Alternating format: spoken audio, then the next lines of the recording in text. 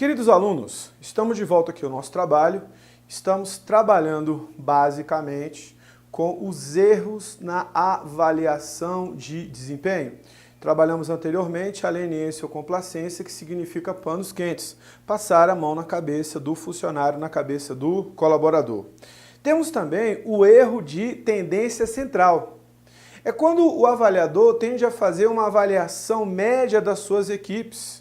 Isto é, ele evita atribuir scores muito altos e scores muito baixos, mesmo que estes retratem a realidade. Assim, não se distinguem, os desempenhos diferentes. Portanto, tanto faz ter um desempenho de excelência como medíocre, que a avaliação será mediana. É como se eu estivesse avaliando pessoas e eu sempre estivesse dando nota 5, 5,5, 6.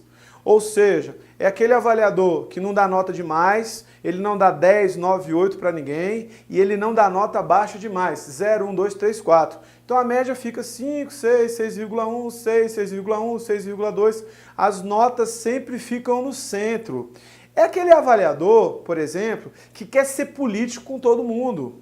Entre outras palavras, não quer ajudar ninguém e não quer prejudicar ninguém. Ou seja, ele não quer atribuir nota alta demais para ninguém e não quer atribuir nota baixa para ninguém. Então todo mundo fica na média, sempre dentro daquela média quando a gente trata do aspecto relativo à avaliação.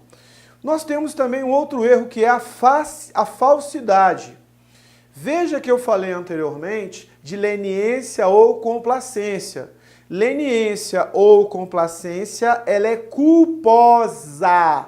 Ou seja, eu fiz com culpa. A falsidade não. A falsidade é dolosa. O que significa dizer? A pessoa faz de propósito. Seja para beneficiar, seja para prejudicar alguém. Ou um ou outro caso. Então a falsidade é quando o avaliador oculta ou distorce propositadamente informações sobre o julgamento do avaliado, a fim de prejudicá-lo ou a fim de beneficiá-lo. Eu gosto da pessoa, meu amigo, joga a bola comigo, 10, não gosto de fulano. Fulano é fofoqueiro, fulano é falador, fulano traz muito problema para a empresa, para a organização, nota 0. Fulano é flamenguista, 0. Fulano é vascaíno, 10. Ou seja, o que é isso? Falsidade. Então, a falsidade a pessoa faz com dolo, com vontade, de maldade, seja para beneficiar, seja para prejudicar alguém. Tudo bem? Vamos para o critério único. Olha só, o critério único ocorre quando o avaliador toma por base apenas uma entre várias tarefas que o avaliado realiza. Por exemplo, considerar apenas o prazo de realização de uma atividade como critério para definir uma avaliação. É muito comum nas empresas também só se avaliar a produtividade. O cara foi produtivo. O cara rendeu, beleza, tudo certo. Então é muito comum nas empresas esse tipo de critério a ser utilizado. Nesse caso, nós temos o critério único. Se utilizar apenas um critério como forma de se avaliar, apenas um único critério como forma de avaliação, o que a gente vai chamar, o que a gente vai classificar de critério único. Beleza? Sem dificuldade. Temos aqui, olha só, quais as desvantagens dos sistemas tradicionais? Quando a gente fala sistemas tradicionais, são as técnicas de avaliação de desempenho. Escala gráfica, escolha forçada, comparação aos pares, avaliação por incidentes críticos, avaliação por resultados, avaliação por objetivos, métodos mistos, Ou seja, autoavaliação, aquelas avaliações tradicionais. Qual a maior desvantagem delas? Maior delas, falta de objetividade de muitos métodos tradicionais que promove efeitos negativos. E principalmente a subjetividade. não se ter um critério claro e um critério objetivo para avaliar as pessoas. Essa falta de objetividade, essa subjetividade pode ser atribuída a várias causas. Primeiro, distorção de julgamento por parte do avaliador. Ele distorce a avaliação. A avaliação tem um objetivo e ele não avalia de acordo com aquele objetivo. Segundo, já tinha citado anteriormente, despreparo dos avaliadores. Como eu já tinha falado para você, dificilmente uma empresa tem um curso, tem uma capacitação que ensina alguém a avaliar. Ou seja, quando eu tenho uma ascensão profissional e eu me torno um líder, eu passo a exercer um cargo de chefia, um cargo de direção, um cargo de assessoramento, basicamente, eu não sou preparado, não fui preparado para avaliar alguém. Aí eu vou avaliar e, em decorrência disso, a minha avaliação tende a ser uma avaliação inadequada. Muitas vezes, o modo como o processo é realizado, a obrigatoriedade do processo, a rotina do processo, muitas vezes essa obrigatoriedade ela traz o quê? Insatisfação. Às vezes a política adotada pela empresa, se eu não conseguir a pontuação X, não recebo X no final do mês. Às vezes esse tipo de política não é benéfica para a empresa. O excesso de cobrança, o exagero no momento de fazer a cobrança. E muitas vezes a inflexibilidade aplicada ao método. Tudo isso faz com que a avaliação muitas vezes se torne uma avaliação distorcida. Muitas vezes você tem uma avaliação inadequada. Tudo isso representa desvantagens das técnicas e dos métodos, né, que são métodos, vamos dizer assim, tradicionais. Beleza? Dentro desse contexto, os métodos tradicionais até agora apresentados têm uma característica comum. Quase que exclusivamente olhar para o cargo e para as tarefas que o colaborador desempenha, desconsiderando as competências pessoais. Olhar para o cargo e para o que ele faz. Olhar para a tarefa, desconsiderando as competências pessoais. Professor, por que isso? Muitas vezes eu tenho uma competência pessoal, né, e eu sei desenvolver determinadas habilidades e eu posso trabalhar bem em determinadas áreas e justamente essas áreas que eu vou bem são áreas que eu não trabalho.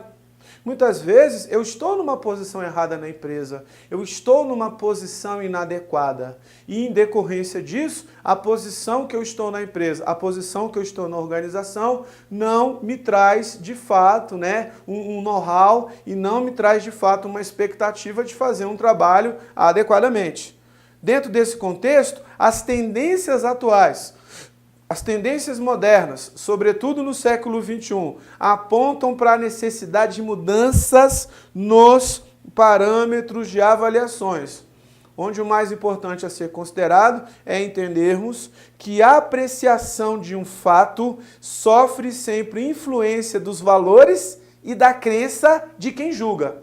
E muitas vezes julga errado. Muitas vezes julga de forma inadequada. Por isso que a gente muitas vezes tem problemas.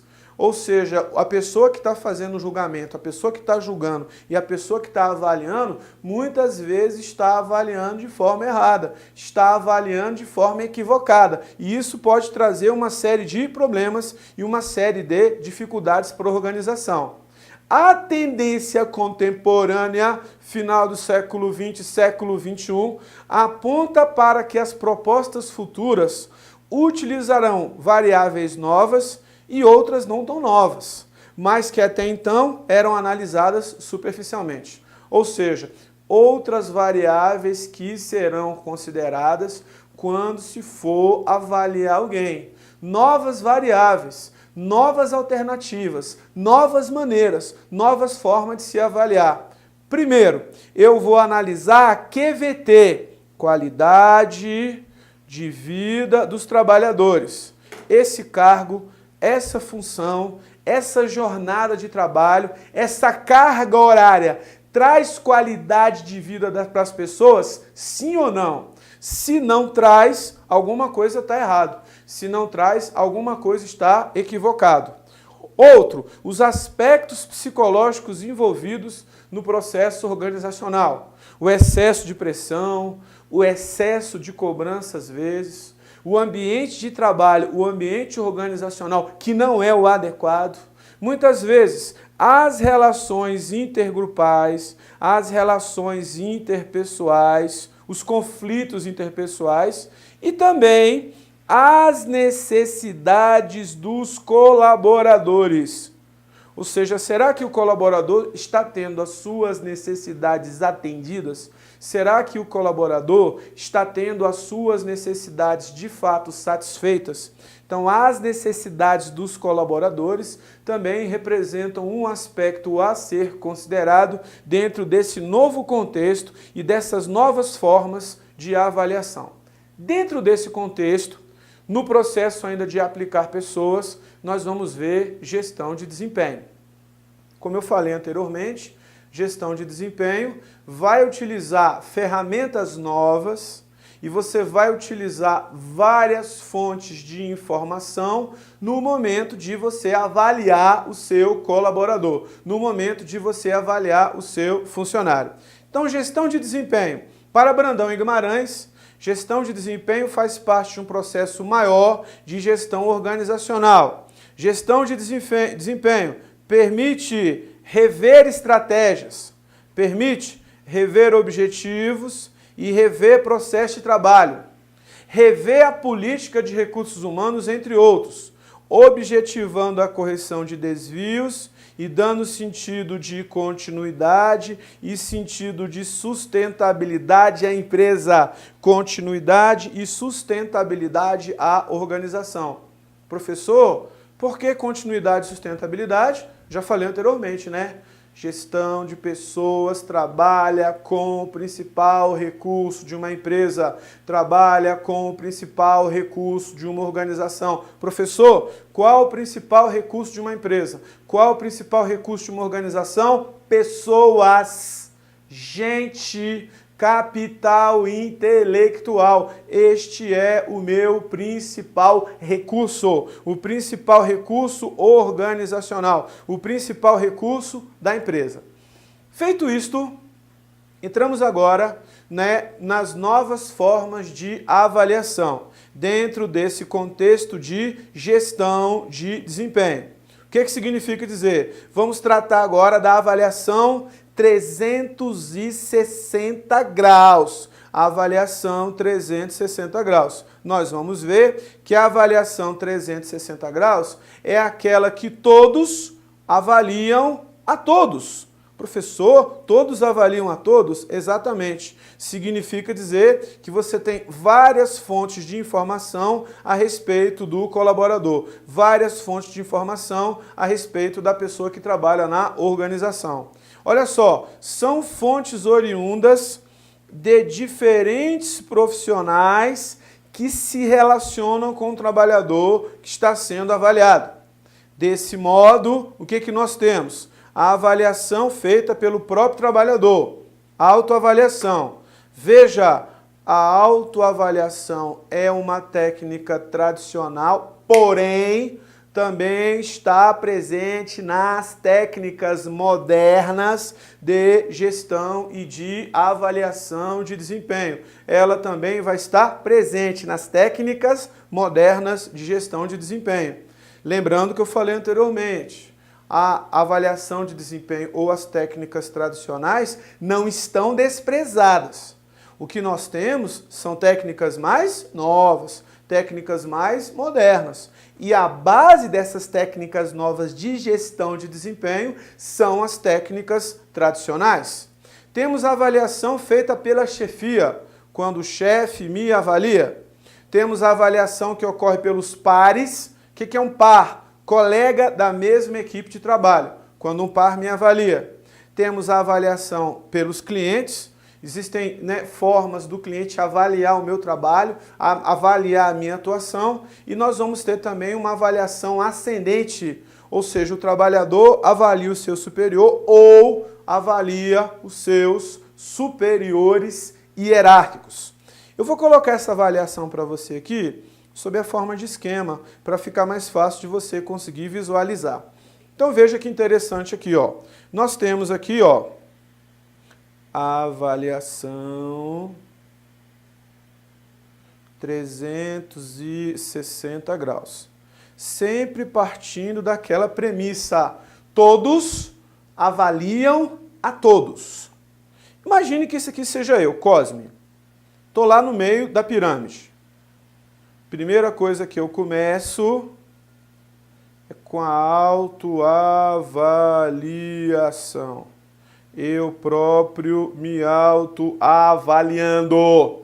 Lembrando que eu falei para vocês, se de fato eu fizer uma boa avaliação, se de fato eu me avaliar adequadamente, isso vai ser importante para ratificar, para confirmar realmente, né, os meus pontos fortes e os meus pontos fracos. Se eu for sincero, eu mesmo sou a pessoa mais indicada para determinar o que é melhor para mim e para determinar o que é melhor para o meu desempenho. Nós temos a avaliação feita pela chefia, então o chefe me avalia, né, o chefe, o superior hierárquico, e eu também o avalio, que a gente viu lá, que é a avaliação ascendente.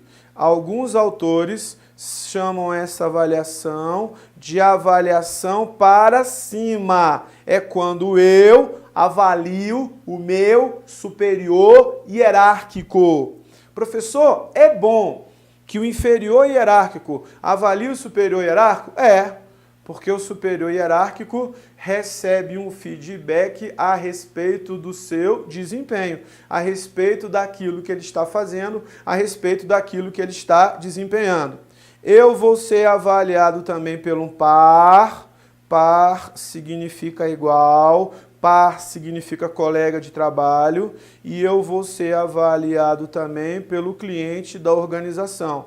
Existirão instrumentos onde o cliente vai ter uma ferramenta para me avaliar. Veja, todas essas avaliações que eu coloquei aí são obrigatórias. Não pode faltar nenhuma delas. Se faltar autoavaliação, não caracteriza a avaliação 360 graus. Vai caracterizar o que a gente chama de avaliação por múltiplas fontes. Se faltar a avaliação do par, não vai caracterizar a avaliação 360 graus. Vai ser a avaliação por múltiplas fontes. Então, tudo que está aí é obrigatório. Não pode faltar nada. Aqui eu vou colocar agora uma linha pontilhadinha para te dar a ideia de ser facultativo. Isso aqui, em regra, é facultativo, só vai ser obrigatório se existir. Imagine que depois de um determinado tempo eu tenho inferior hierárquico na minha empresa. Significa dizer que essa linha pontilhada, isso aqui pode se tornar obrigatório se de fato, se realmente existir. Se de fato existir essa pessoa, meu inferior hierárquico. Geralmente, quando a gente entra numa empresa, quando a gente entra numa organização, geralmente não tem ninguém que é inferior hierárquico a gente. Mas, num determinado momento, se eu estou numa posição onde eu tenho o superior e onde há o inferior hierárquico, o meu inferior hierárquico eu o avalio e ele me avalia. Se este inferior hierárquico existir, significa dizer que essa parte de baixo, que em primeiro momento eu coloquei em linha pontilhada, se torna obrigatória. Em primeiro momento ela é facultativa. Lembrando, se tiver isso aqui é obrigatório. Mas se faltar qualquer um desses de cima, não caracteriza a avaliação 360 graus. Vai se caracterizar a avaliação por múltiplas fontes. Então, olha só, muitas organizações utilizam várias fontes de informação sobre o desempenho, mas isso não caracteriza uma avaliação 360 graus, pois incluem apenas os integrantes da organização mais próximos, o superior, os pares e o próprio trabalhador. Ou seja, você não tem autoavaliação, você não tem o cliente, você não tem avaliação ascendente. Nesse caso, a avaliação vai se chamar avaliação por múltiplas fontes. É aquela que se parece com uma avaliação 360 graus, mas não chega a ser uma avaliação 360 graus. Beleza? Outra técnica moderna de avaliação se chama mapeamento de competências. Na minha opinião, essa técnica de gestão de desempenho é a técnica mais moderna e mais completa. Por quê, professor? Por uma razão muito simples. O mapeamento de competências, ele vai partir do pressuposto que eu, gestor, eu preciso conhecer todas as características do colaborador. Eu preciso conhecer tudo. O seu perfil profissional, aquilo que ele desenvolve bem, aquilo que ele faz com qualidade, aquilo que ele não faz com qualidade, aquilo que ele faz com excelência, aquilo que ele não faz com excelência. Eu preciso conhecer detalhadamente todas as suas competências, todos os seus conhecimentos, todas as suas habilidades, todos os seus cursos de formação, todas as empresas que ele trabalhou, todas as posições que ele ocupou. Ou seja, o mapeamento de competências também pode ser chamado de mapeamento de potenciais ou banco de talentos. Ou seja, um banco de dados onde você tem todas as informações com relação ao colaborador. Professor, quando é que começa a ser redigido esse mapeamento de competências? Quando a pessoa pisa na empresa. Pisou na empresa? Você já trouxe informações a respeito do currículo da pessoa, aí começa o mapeamento de competências. É uma ferramenta que permite a área de gestão de pessoas conhecer de forma detalhada cada colaborador, em termos de competências, em termos de capacidades, em termos de conhecimentos, em termos de habilidades, entre outros atributos. Você vai conhecer detalhadamente cada característica do seu colaborador. Suas habilidades, suas experiências, suas instruções, suas competências, seus conhecimentos, suas habilidades, entre outros atributos. Ou seja, você deve conhecer basicamente todas as suas, vamos dizer assim, características profissionais. Professor, a pergunta é, por que conhecer todas essas características? Para mais na frente você gerir a competência da pessoa. O que a gente vai chamar, o que a gente vai classificar mais na frente de gestão por competências. Mas a base da gestão por competências é o mapeamento. Então, no primeiro momento, eu preciso mapear a competência da pessoa. Aí vem uma pergunta. Professor, o que seria uma competência? São repertórios de comportamentos que algumas pessoas ou organizações dominam, que as faz destacar em outros contextos específicos. O mapeamento de competências permite conhecer o potencial dos colaboradores de uma empresa.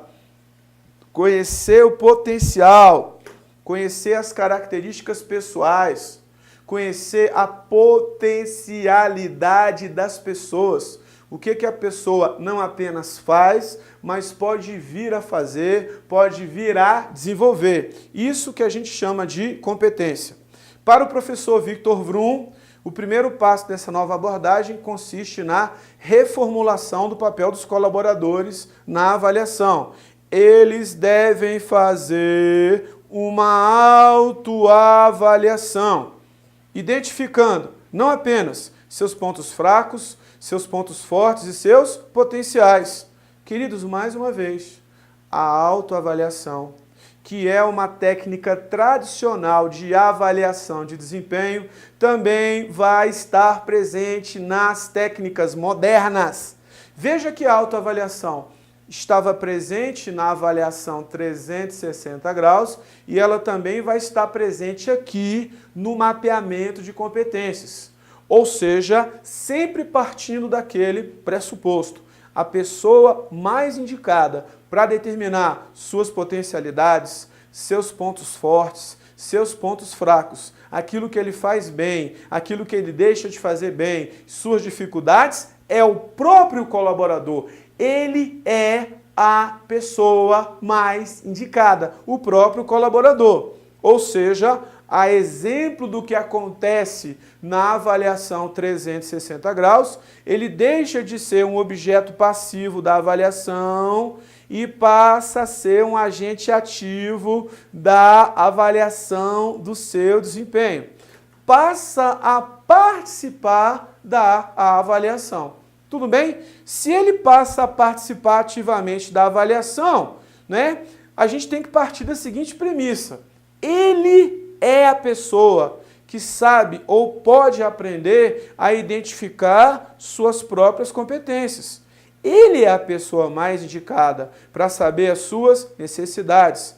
Ele é a pessoa mais indicada para determinar seus pontos fortes, para determinar seus pontos fracos e determinar suas metas. Ele é capaz, ele é a pessoa mais capaz de determinar o que é melhor para si. Ele é a pessoa mais capaz, ele é a pessoa adequada. Então, o papel dos superiores e da gestão de pessoas passa a ser de ajudar o colaborador a relacionar seu desempenho às necessidades e à realidade da empresa, às necessidades e à realidade da organização. Ou seja, a avaliação, né, de desempenho por competências, ou mapeamento de competências, ou mapeamento de potenciais, ou banco de talentos, é um poderoso meio para conhecer as experiências, todas as experiências, todos os cargos, todas as funções, conhecer o nível de formação, qual o nível de formação daquela pessoa, o que ela conhece, o que ela desenvolve bem, o que ela sabe fazer, desenvolver suas competências, seus conhecimentos, suas habilidades e suas atitudes, né, dos colaboradores. A empresa ajuda a identificar os potenciais dos colaboradores.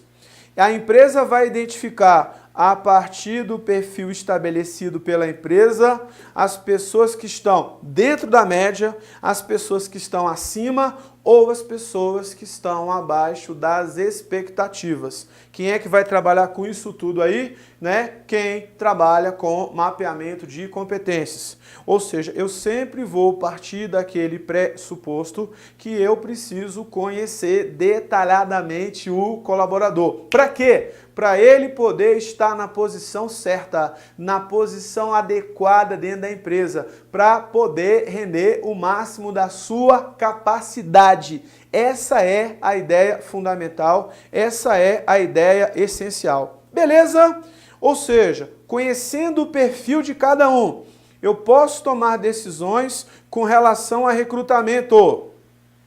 Imagine que eu tenho um cargo gerencial e este cargo gerencial está vago. Com o mapeamento de competências, eu sei se dentro da empresa existe alguém que pode ocupar aquela posição. Eu sei se realmente tem alguém com essas características. Eu também posso tomar decisões com relação a rodízios, rotação, rodízio de cargos. Quando a pessoa passa por várias posições, né, daqui a pouco eu vou falar disso, a pessoa passa por várias posições dentro da empresa. Também, conhecendo detalhadamente o perfil profissional que eu tenho, eu posso tomar decisões com relação a promoções, com relação à formação de grupos de sucessão, grupos de aconselhamento e remanejamentos. Entre outras palavras, posso preparar as pessoas para assumirem novos cargos e assumirem novas funções dentro da empresa. Novos cargos e novas funções dentro da organização. Ou seja, o mapeamento de competências, O mapeamento de potenciais só vai trazer benefícios para a empresa, só vai trazer benefícios para a organização. A organização só tem a ganhar quando trabalha com este mapeamento de competências, quando trabalha com este mapeamento de potenciais, sempre partindo daquele pressuposto. Eu preciso conhecer detalhadamente as características pessoais de cada colaborador, suas competências, suas habilidades, suas atitudes, suas instruções essenciais. Esse conhecimento detalhado é que vai fazer toda a diferença. Beleza? Me aguarda aí que eu já volto. Um abraço!